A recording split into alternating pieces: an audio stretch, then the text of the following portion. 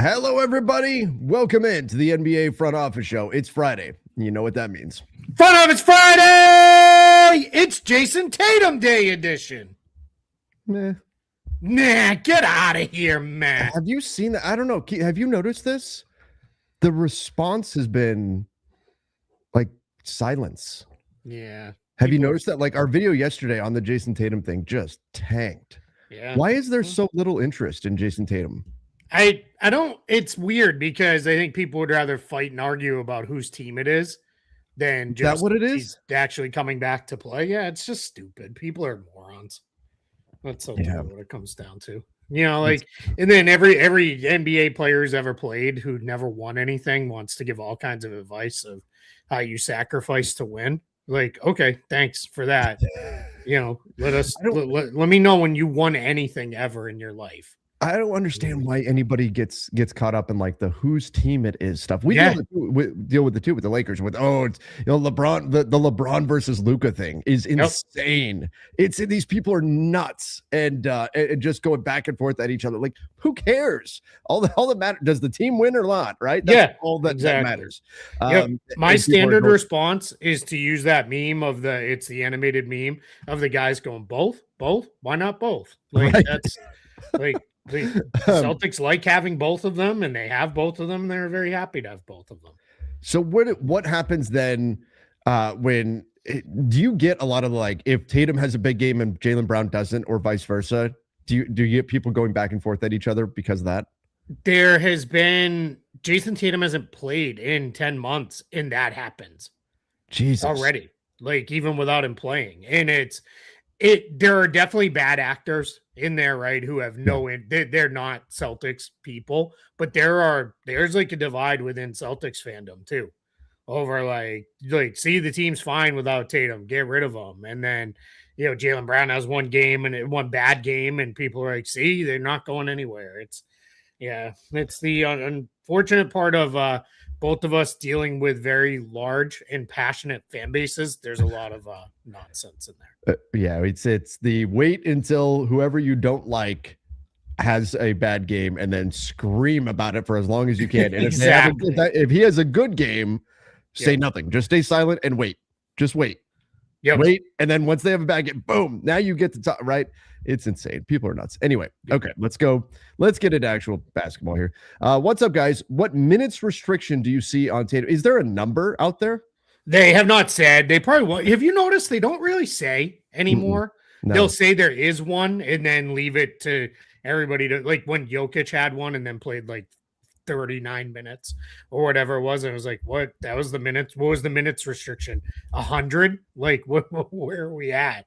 But yeah, they'll Joe Mazzulla will probably do some kind of weird thing where he answers it or just stares at a reporter when asked, because that's what he does. Do that? Because he's a weirdo. Like that's, I mean, I don't have any other answer for it than that. He's just a weird dude. I guess that's better than Russell Westbrook last night. Oh God. Good Lord. And I watched the whole like version of that you could find. I don't know what he was angry about. Yeah. I wish they had pushed back at him a little bit and been like, who are you mad at?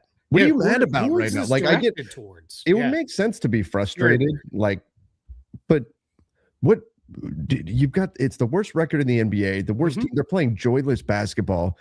Do you expect the comments to be positive? Yeah. Like what are we doing? No one is like, I mean, you follow enough Kings media people, like none of them are ripping the team. They're like, yeah, it's just, they're bad. It is what it is. Like it's, in general, I think they're like, okay, well, at least they leaned into being bad. So, and it's not, I guess Devin Carter didn't play last night. So I wonder if there was anybody who's like, why is Russ playing and we're not playing Devin Carter, who might be a part of something down the line, and Russ isn't going to be, but I don't know.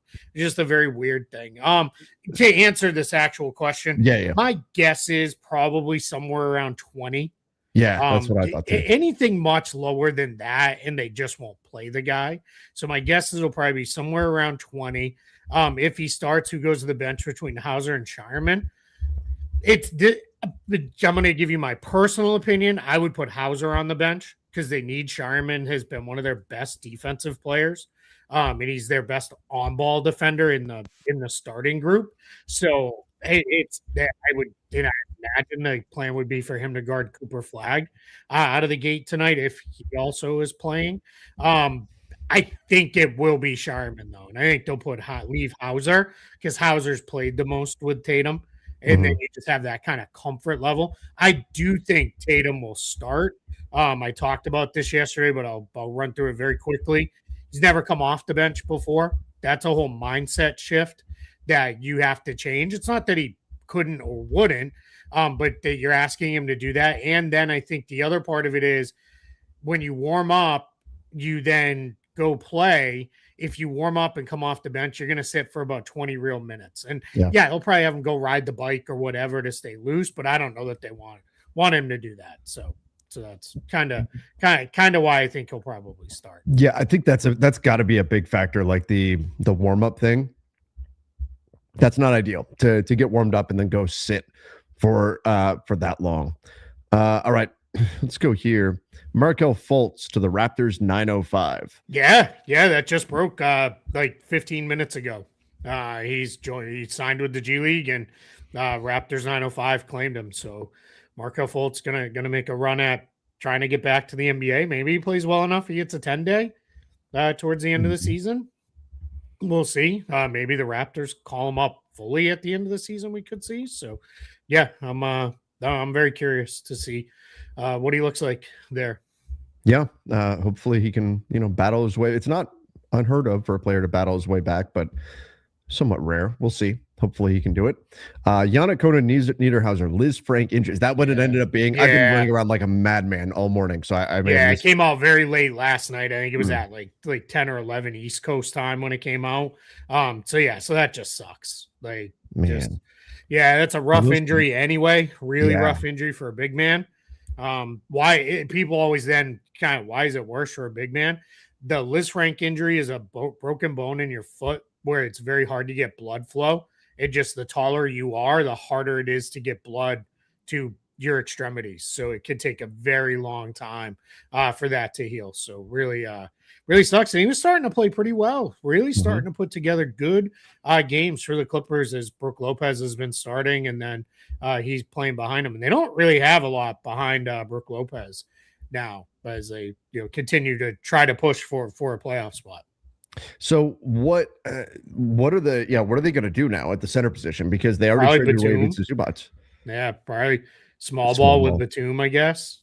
I don't really think they have another real option. Let me because John Collins is out. So you would go John Collins, but he's out right now. So that's probably the real answer. But yeah, all their two-way guys are guards, or one's a wing. It's Nick Batum and not much. Super small ball options the rest of the way, I guess. All right. Not ideal. Speaking of the Clippers, when will the NBA rule on the aspiration issue? That is the question, right? I'm kind of surprised that it hasn't happened yet. I thought post All-Star break it would come pretty quickly. And I had even heard some things behind the scenes like, hey, it's coming pretty soon here. And everybody was gearing up for that around the league too. I obviously was not the only one hearing that. Yeah. A lot of people have been like, I keep waiting. Like every time I get a notification on my phone, I'm thinking, okay, that could be it.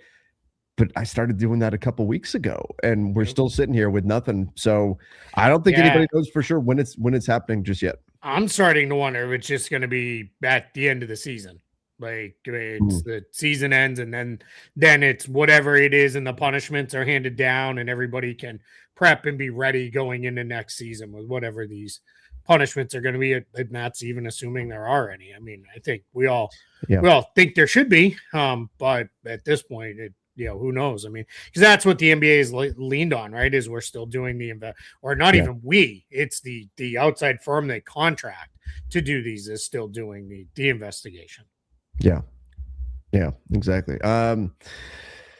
Let's go here real quick because this is just going back to Biggs. Biggs with foot problems usually doesn't end well. Unfortunately, you kind of hope that the roadmap is Brook Lopez. So oddly enough for Niederhauser, because Lopez had all kinds of foot and leg problems early in his career, and he's still going and still going pretty strong. Still a pretty good, solid player. So that's what your hope is, right? Is that you'll see him get past this and be fine to go. Yeah, that's true. Clippers did get Isaiah Jackson. I forgot about that. Oh, so there you go. yeah, he'll be definitely in the mix as well. Yeah, I mean, there's some. We think of like Zydrunas Ilgauskas is a guy that I always think of that that overcame some of these injury issues as a big. Maybe that's something that, and hopefully that's something that happens with Yannick. Does the NBA suspend Brooks? Yeah, the wee hours in the morning got news that Dillon Brooks had been arrested for DUI. This was in Scottsdale. The Suns played the Bulls last night, and the TMZ reported that Dillon was very cooperative and all of that. There weren't any issues on that front, but he was arrested. He has now been released. The Suns are aware, and I would have to think that now he's already out due to injury, but would have to think that the NBA probably has something to say about this.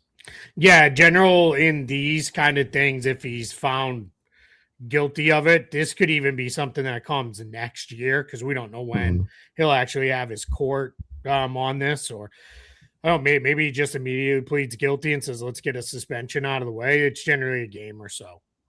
With that, so it's that's just in when people get fired up about this stuff, you have to understand, right, wrong, or indifferent, there are limits to what the league can punish players for that are non-league related issues. Like there are this is all laid out and collectively bargained, so you just have to be really careful. This is the most important. You make millions, pay for the Uber. Yeah, I don't. Yeah, I hit the point where, this would be very little change to my lifestyle anyway, because I don't go out and do anything as it is. But especially after 8:00 at night, I'm certainly not going out. But I am I've always, and this was even when I was in my 20s, I was if I was one of these rich millionaires, I'd just bring the party to me, and I would just stay home. What, but that is, what it is with that. So Keith, my wife and I joke that we will go during the summertime as the days are getting longer, we will go months and not know whether or not the headlights could be broken. We would have no idea. Yep. Because we're in by the time it's yeah. I mean, by the time it's dark, especially once you had a kid that was that she was, especially when she was younger, she was in bed early and all that. Yeah, we would go months and have no idea if the headlights actually work or not because we were never out in the evening. Absolutely. Oh. Yeah. It's funny. It's like mom used to say, come home when the street light turns on when I was a kid. It's the same thing now. So it all works out good. I just say it to myself. So I guess there's a final point that I want to make on Dillon Brooks. Number one, it's yes, that's a dumb mistake, and by no means should he be absolved from any kind of criticism or blame or anything like that. You can't do that. That said, I don't know what the situation is with him. I hope that this is just a one-time dumb mistake thing. That said, alcoholism is a real thing. It's a very serious thing. And if there is something more to this, even as somebody who has been extremely critical of Dillon Brooks, we master lock him every night over on Lakers Nation, all in good fun, of course.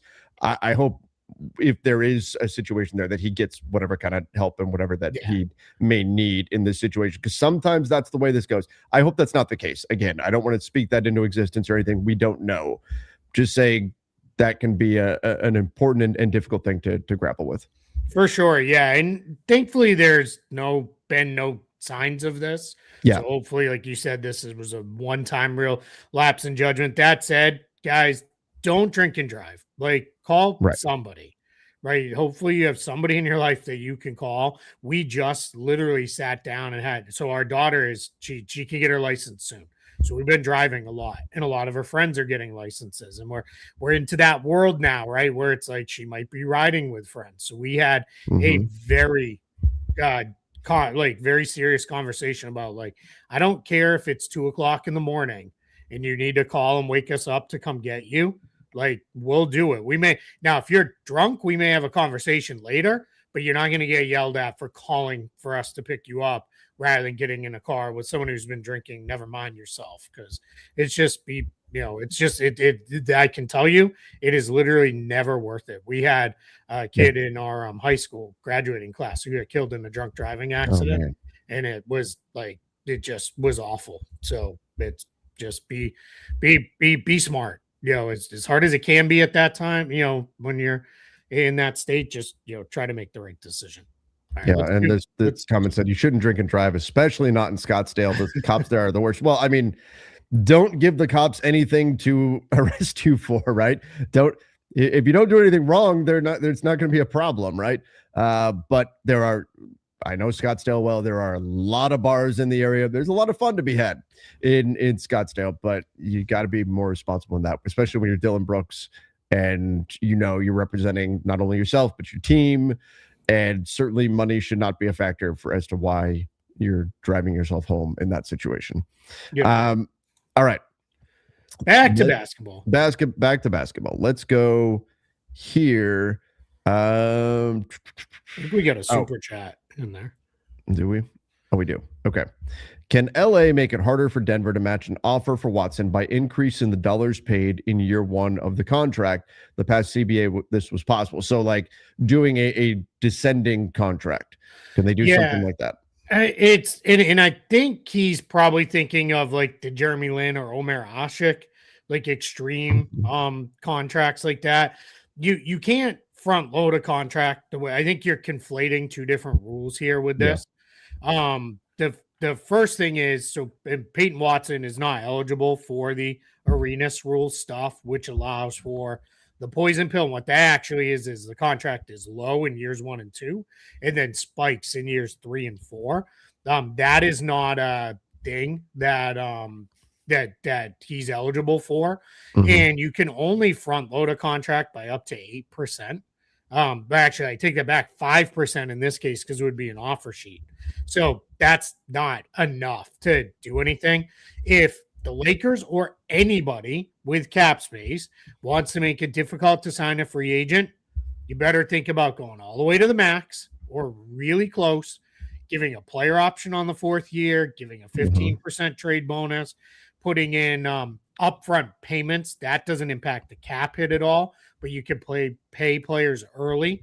And sometimes that'll kind of make things weird on a team, because it's like, wait, I got to pay your whole salary up front, and then if I trade you, the other side's not having to do that. There's all kinds of things like that. So you can do that stuff. That's when I say you got to put in all the bells and whistles to try to make the team not match it. What's more likely is, let's just entertain this scenario. The Lakers want Peyton Watson. They're probably going to call the Nuggets and say, what do we need to do to make this a sign and trade, so that we're not tying each other up and making things hard.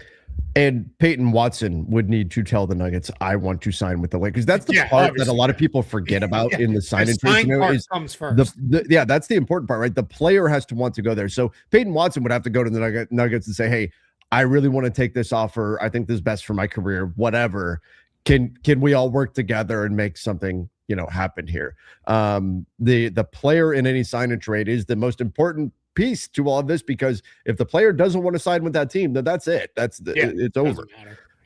So you would also need, I think, Peyton Watson to express his desire in that situation to do that specific thing. Now, keep this another year where some of the top names out there in free agency are restricted, and that is a perilous path to travel. The safer thing is to not consider restricted free agents at all. Don't look at them as actual free agents. They are not available. What we saw last year, restricted free agency scared away every single team. It was the jack-o'-lantern on the porch warding away evil spirits. And teams would not touch a restricted free agent at all. And that may very well be how it plays out again. I do think there's more gettable restricted free agents this year than typical. So it'll be interesting to see how that plays out. But don't get your hopes up that restricted free agents are going to move. It usually does not happen. Yep. Yeah. It's really, really tough. With that, we can stay. We'll do this one just because it's related to Peyton Watson. If the Nuggets sign and trade him, wouldn't they be hard cap? No, you can sign and trade the guy away. The Lakers would end up hard capped, or any team acquiring him like that through sign and trade. So, but yeah, and I said Lakers just because that was what the original question was. That was the question. Yeah, you get hard cap by acquiring a player via sign and trade, not signing trading them away.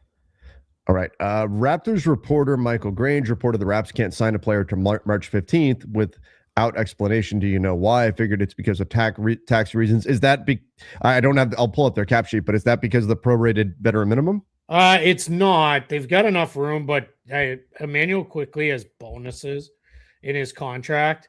And while those count towards the apron, they don't count towards the tax unless they actually trigger. They count towards the apron because it closes a loophole, right? Mm-hmm. Of like we acquired a guy with a hard cap and then went over it later. That's why they count that way. That's my guess is what it is, because quickly has about $3 million in bonuses, and I'm guessing he's close to triggering a couple of them. Maybe. We'll see. All right. Thoughts on the first look, Trae Young and Wizards? What are we expecting next year?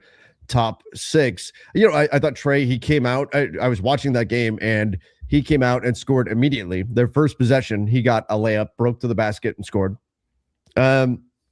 I thought he provided some structure on the offensive. It had some turnovers. There was some sloppiness, which you would expect. He hasn't played in quite a while.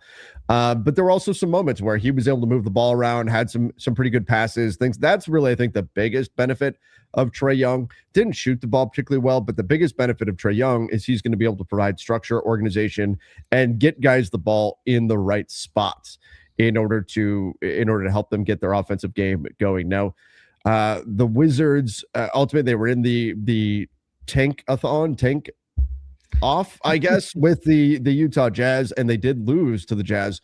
So they won, I guess. I think Danny LaRue coined those double tank games. Games. That's very well. The streak had to end, right? I mean, there was 44 straight games that the tanking teams had lost, and now the only way it was for sure going to end is you had two of them play each other. Wouldn't it be funny if it went to overtime, like tied at 75, and just multiple overtimes? So Trae, 6 assists, 3 turnovers, 2 steals, 19 minutes, 12 points, 1 of 5 from 3. Yep. Yeah, I mean, I thought he looked like Trae Young, and I'm curious to see what it's going to look like when Anthony Davis gets out there. I don't know if we'll see that this season or not. AD's being reevaluated in a couple of weeks. We're getting so close to the end of the season. You got to wonder about that just being pushed all the way through the rest of the season. But no, I thought Trae Young looked like Trae Young, and I'm really curious to see what the Wizards look like next year. I'm not expecting top 6. Yes, they're going to have more talent next year, and if they get one of the top picks in this draft, that will certainly help. But I'm not going to pencil in the Wizards to be a top 6 team until I actually see what they look like on the floor next year. Yeah, I did go and watch this game this morning because I wanted to see the Trae Young minutes. I think he looked like Trae Young. Shot was a little off, but that's to be expected. He hasn't played in quite some time. Made some really nice passing reads. You can kind of see where he's going to make the game easier for a guy like Trey Johnson, who I think got some better looks because he had a real good passer setting him up. Julian Reese, who's there on a 2-way. That's Angel Reese's little brother. The rebounds. Good brother. Lord. Yeah, he rebounds like his sister does.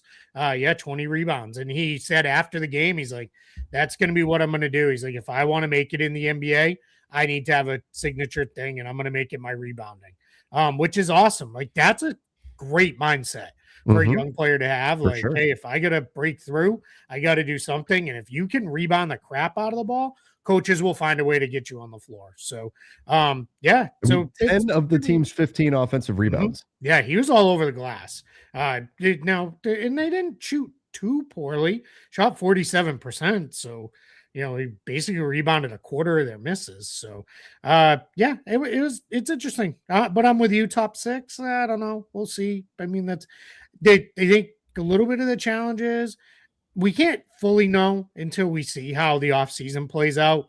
But if you look at it right now, like teams like all the teams that are good today, we can kind of be like, all right, they're probably going to be pretty good again. And then in both conferences, like you're adding Washington and Utah to the mix because those teams are going to be trying to win next year. So now you're already at like, all right, that's 11 out of 15 teams in each conference that are trying to win. So yeah, so it'll be interesting. And the state of the Washington Wizards right now, like they just signed Leaky Black, and he's already starting for them. Yeah, and Reese too.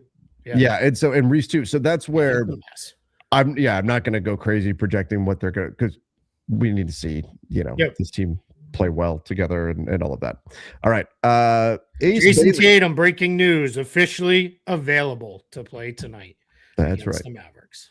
So Ace Bailey, quietly efficient. Thoughts on his role next season? I'll let you answer this one first. 32 points, 12 of 19 shooting, 7 of 11 from 3. He was getting to the bucket, hitting 7 of 11 from deep, 2 boards, 2 steals. I mean, he's been very, very good this season. He's really come into his own over the last, month or so. And the Jazz have got to be excited with Utah is thinking, hey, if we can get one of the top picks in this draft class, add that to Walker Kessler, to Jaren Jackson, to Lauri Markkanen, and then Ace Bailey takes another step. Plus, Keontae George has had an excellent season. We've got some real pieces at that point, and that's why the Jazz are looking to take that step for next year.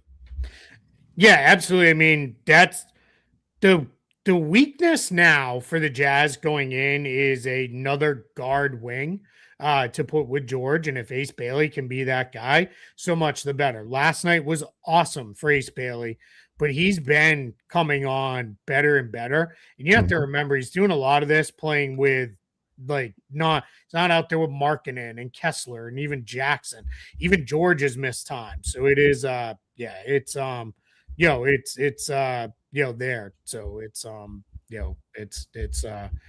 it's coming along nicely for him. That's, I guess, the best way to put it. Keontae George has made the leap. He's been really, really good. Yeah. You mentioned the other guys. I mean, Utah's got a chance to be pretty good because they also have enough ability to add, another player or two to this roster as well. Plus, maybe there's a kind of another consolidation trade that sneaks in there. Probably not going to be a big one like it was for Jackson, but you might see something like that. Let's go here. What's the next NBA game you guys are going to? I don't know. I don't have any. I used to go to all the Magic home games, but now that I cover the league as a whole, so it's just worth explaining this. So the Magic generally play at 7:00. So that means the media entrance opens at 4. Coach media will be at 4:30 and 4:45. I'm sorry, that's not right. 4:45 and 5, whatever it is, but you get your coach availability, and then you get your time to talk to players if they're open to it in the locker room. Then the game ends at 9:30. By the time you finish doing post-game stuff, for me, it'd be 10:30, 11 o'clock at night. And by the time I get home, now I've missed everything. That's the only game I saw that night. So right. I'd probably a Magic playoff game, because those tend to be more in their own window. And you could kind of pull that off. But yeah, I don't I watch games at home more often now because it's just not.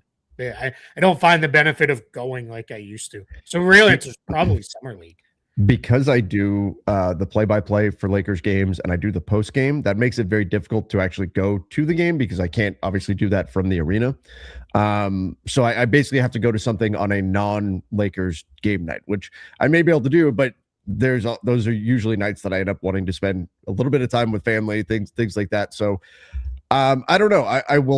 I do want to get to at least a game or two before the season ends. Will it happen? I don't know yet. I know I'll be out at Summer League, but I would like to get to some more games this year. But yeah, I don't know if I'm going to actually go to any of them or not. It's going to depend on schedule and all that. Kobe Face said, oh, we did that one already. Yeah. Not to be sensational, but what are the odds LeBron is a Laker next season? I mean, 50% or less, in my opinion. Yeah. I do. I think it's now more likely that he is not a Laker, whether that means he plays somewhere else or he retires, than he is. That's the way I'm looking at it. And that's based on nothing more than just the vibe of the situation.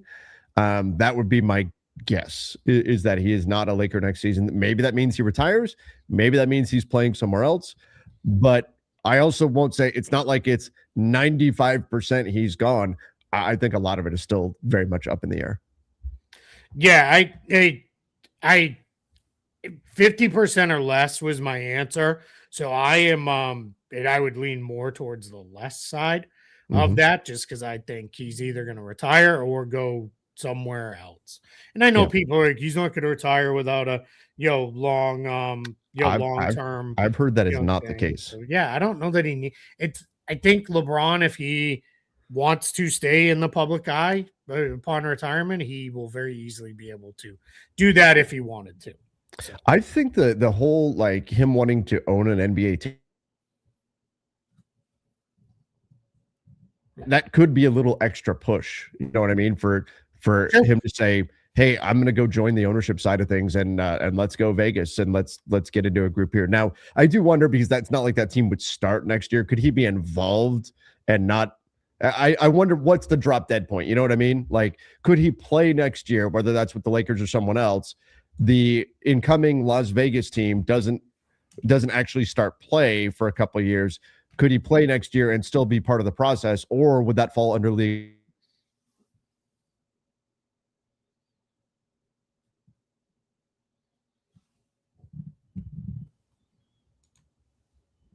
Did Trevor, are we back? Am I the one freezing up? I don't know. It could be me or you. I don't know. Anyway, we're back now. Yeah, we'll see. Right. I know what you were getting at with, like, can he be part of the ownership or not? Like, yeah. So we'll see. I think I think it'll be. I think he probably plays. I think he's going to play one more year in Cleveland. If I had to guess today, like, I would say it's one more year in Cleveland, but that's a complete guess. That'd be really interesting to see how Cleveland affords him. Yeah, I wonder if he would do the, like, I'll do that for a minimum, because it's finishing my career at home, and we'll do that. So, yeah. All right, let's go here. Thoughts on Scoot Henderson so far? I mean, up and down. Yeah, still the efficiency issues. Here's my real first thought, though. He looks freaking jacked.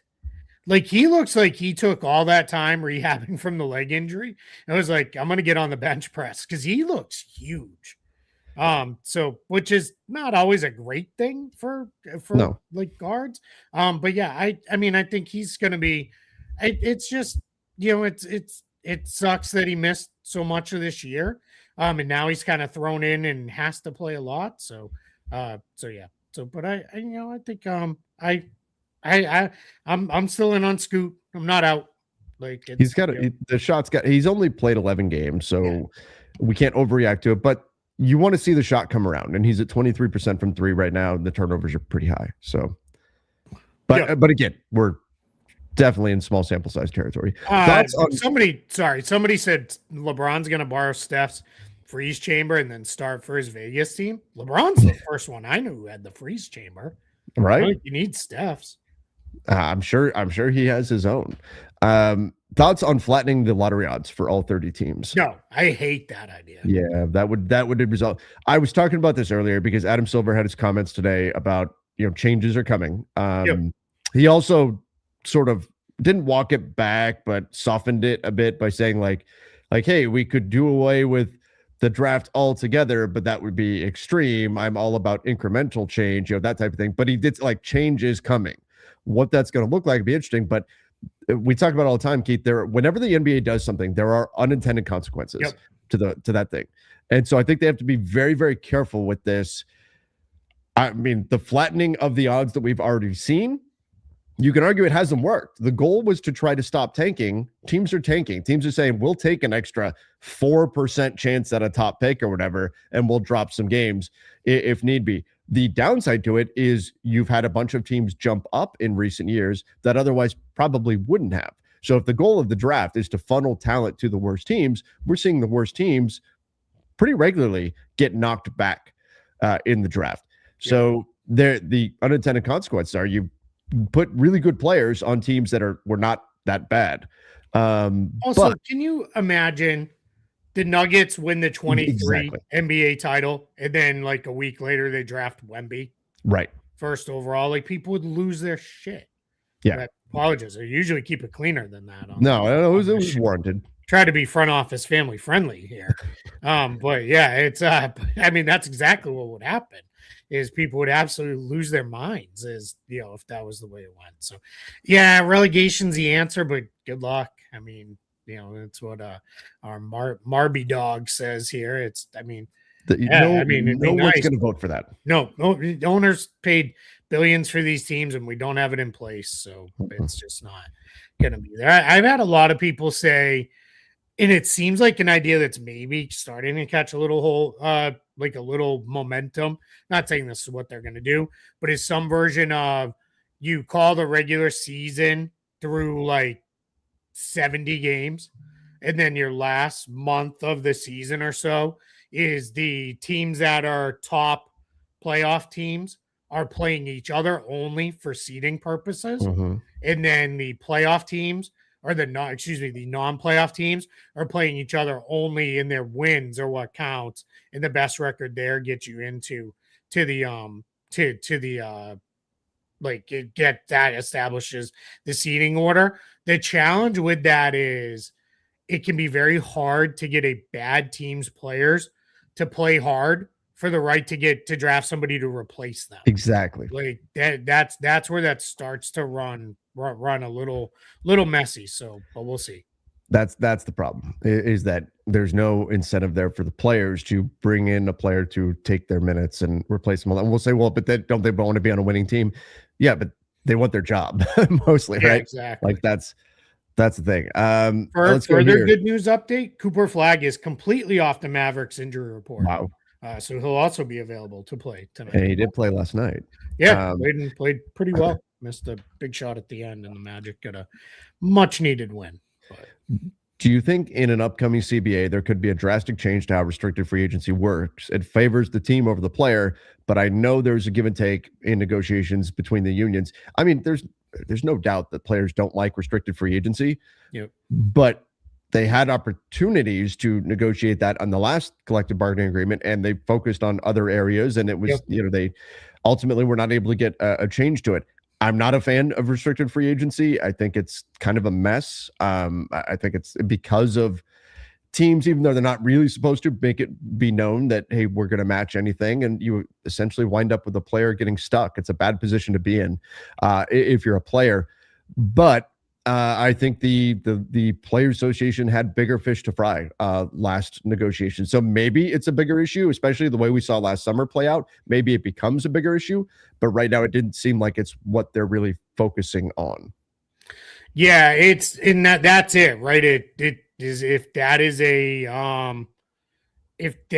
a like focus for the Players Association, then they'll push for it. If it's not a focus for the Players Association, then they won't. They'll go for other stuff instead. It all matters what they want it to be. And I used to be very much in favor of restricted free agency. I used to be very like, hey, the team spends a lot of time, they spend a draft pick, they develop these players. I guess I've come around as I've aged into you had 4 years to convince a guy like to stay with you. If you can't convince him in 4 years to stick around, like maybe the player should be able to go. And that's, I'd like to see some middle ground where it is not that a player is then stuck with that team for a minimum of 8 years, right? Because 8 years, that's half a career, even for the longer end careers. Like that's tough. So I think you got to be really kind of cautious with that, where I don't necessarily want it, to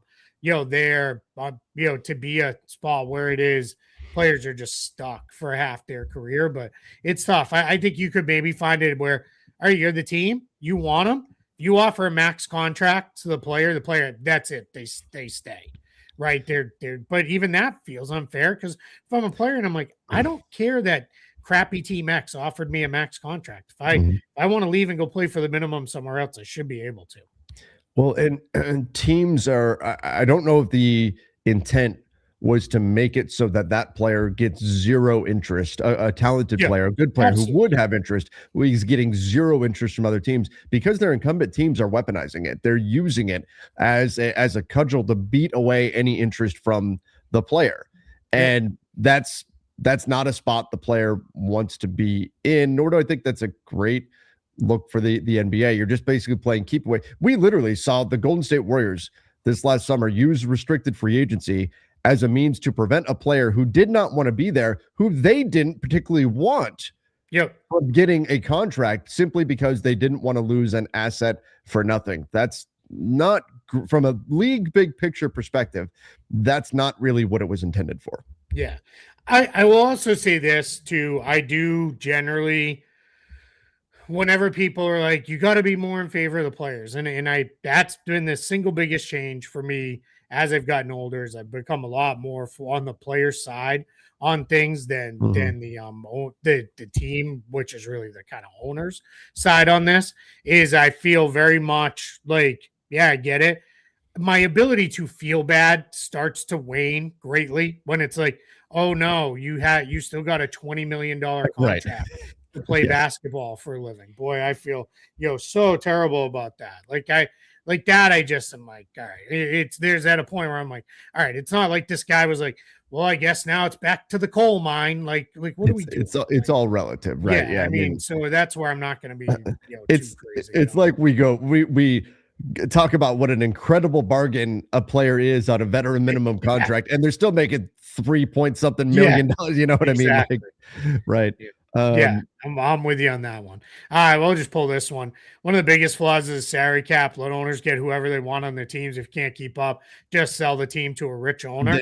Then Steve Ballmer runs the whole league. Good luck beating the Clippers ever until Jeff Bezos decides he wants to be the guy to bring Seattle every championship the rest of the way. Like you don't want that. Then it turns into the Premier League where it's 5 teams have a chance to actually win every single year, and everybody else is just kind of playing to be there. Is it a hot take that Wemby will win his first ring before Luka?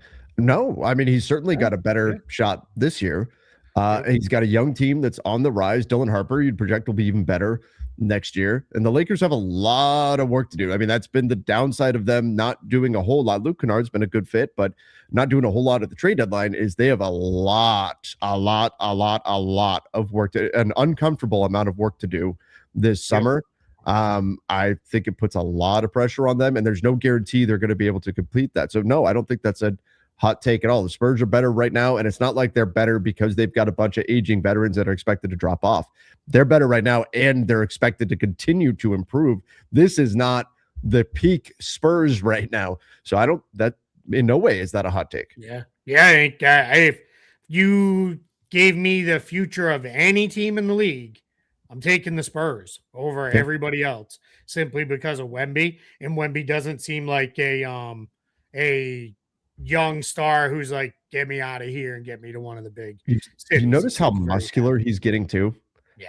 I don't want to jump to like full Giannis or anything, but you look at him, you're like going, oh my God, this guy's like filling out. And I can only imagine what he's going to be in a couple of years.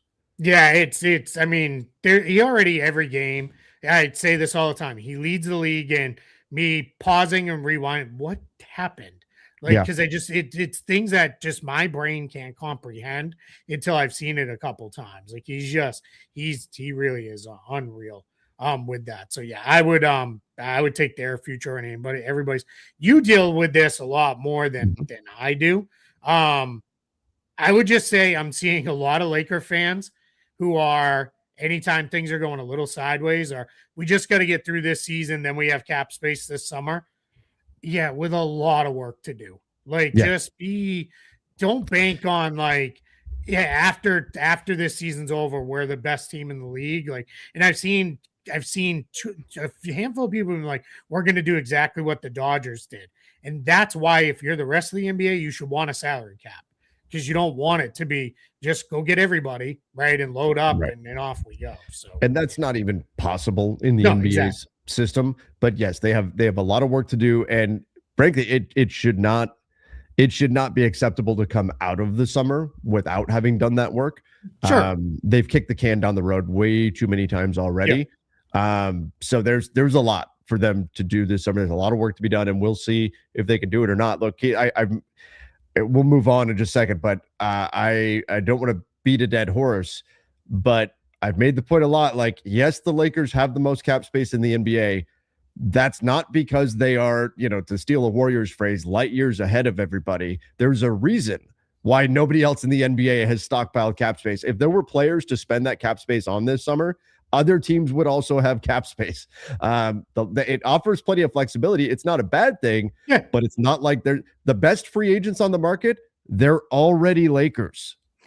That's a big part of the problem. They're not, or they're very hard to get, or not going there. Or they're restricted free agents, which aren't even real free agents. I will say, I think the Bulls are going to have more cap space than the Lakers.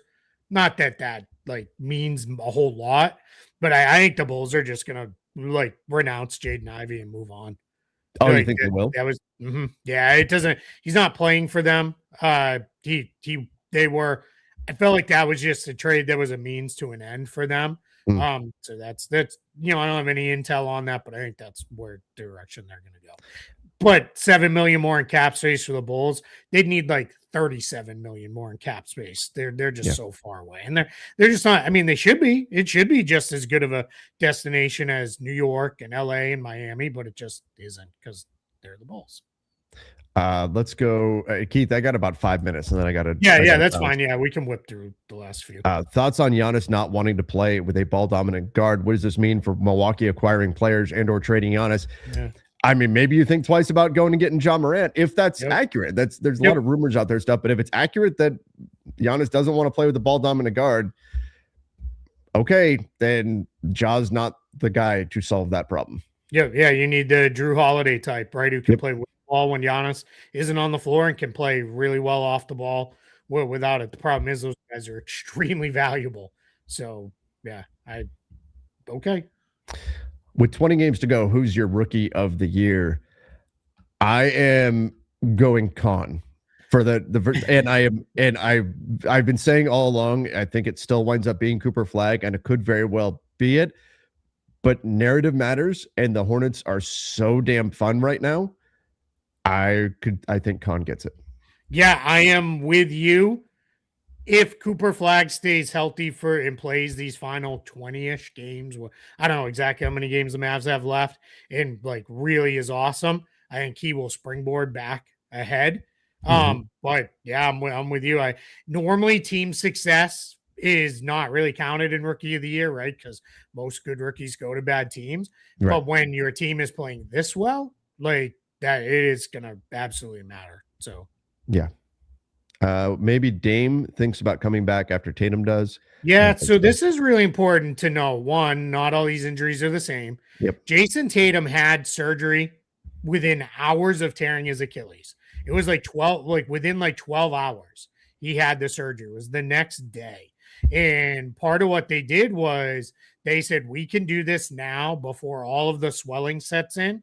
And then you have to wait a month for the swelling to go away. In the way he tore his by all accounts was very clean. It was more easily repaired. Dame did not have his right away. Neither did Tyrese Halliburton. So it is no knock on those guys if they don't come back as quickly. And there's a lot of people it's going to be all eyes on, did this work for Jason Tatum? Like, is he, or is this we never do this again? Like it's going to be something people are really watching.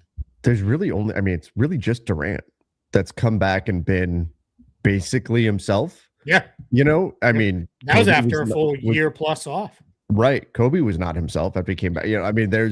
We'll see. Ultimately, now Jason Tatum much younger. Yes. And so and we're getting better and better at doing these kinds of surgeries, but he's definitely we're going to be keeping an eye on him. And how does this ultimately play out for him? Yep. Absolutely. Keith, what's your opinion on the Lakers' performance last night? How bad or how good were they, in your opinion? Someone who's definitely not biased for the Lakers, because it seems fans have opposing opinions. I think they kind of by the time they got it took them a little while to get going. The Nuggets really had control right out of the gate. Yeah. I think by the time they get going, it went about the way I expected, where it is Denver's just enough of a better team, and they were home and they won, right? So like that's not a knock on the Lakers or me like really pumping up Denver or anything. I just think they're a slightly better team. I will say the only reason I flagged this at all, this was just so I can talk on the soapbox real quick. Luka and Jokic, well, you just shut up already and just play basketball. I'm so tired of watching the two of them constantly yap at the referees.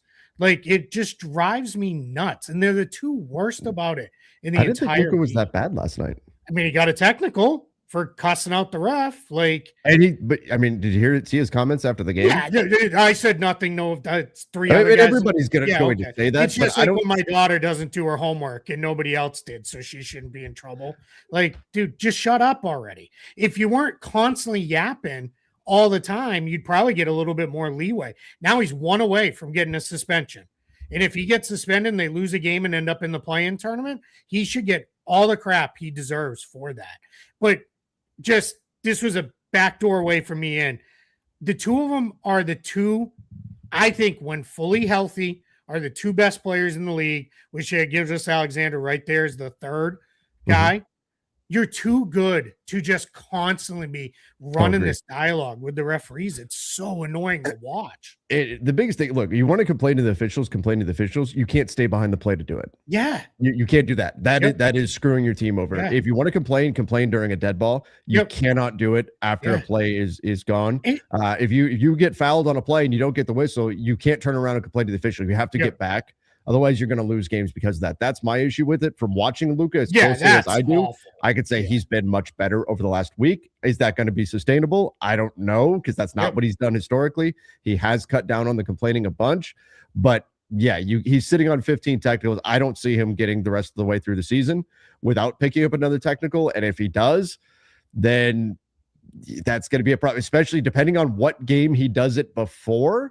That could change the playoffs in the Western Conference if he picks up a technical and he can't be in that situation.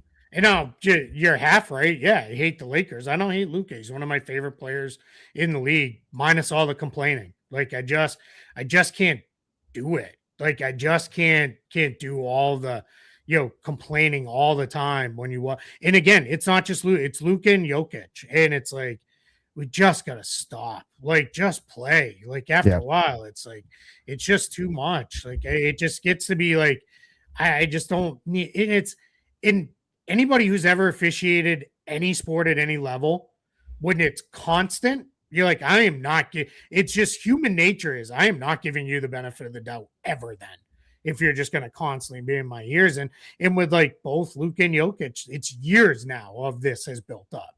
With some of these officials. And I'm not defending the refs by any means, because they make bad calls. They struggle at times. They've made a bunch of them. And I'm not even talking about the Lakers-Nuggets game last night. They've messed up in the last week. They've messed up a number of times and in big moments at the end of games. But it's I'm officiating.